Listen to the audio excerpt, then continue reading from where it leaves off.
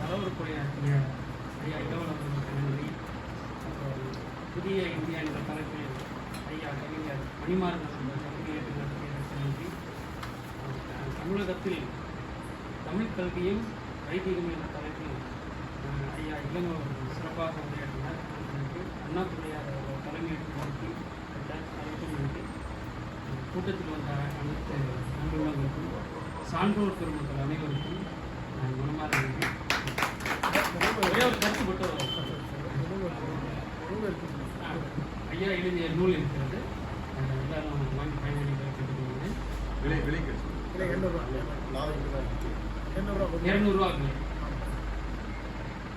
ஒரே ஒரு கருத்து. நான் இந்த எழுத்துல பார்த்தோம்னா தமிழ் எழுத்து தான் சான்ஸ்கிரிட்டுக்கு போயிருக்கேன்னு கேட்டு நான் ஐயா உதயநிதியாக எழுதி காட்டியிருந்தேன். எல்லா எழுத்துக்களுமே தமிழ் எழுத்து தான் சான்ஸ்கிரிட்டுக்கு போயிருக்கு. இன்றைக்கி ஐயா ஒரு ஆதாரமாக ஒன்று சொல்லியிருக்கிறார்.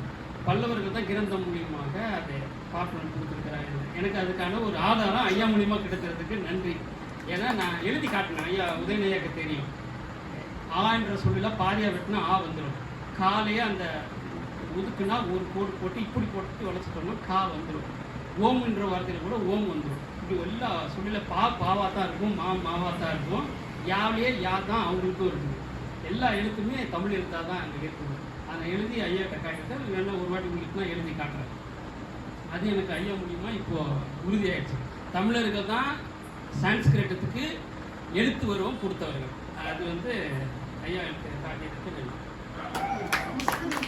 தமிழ்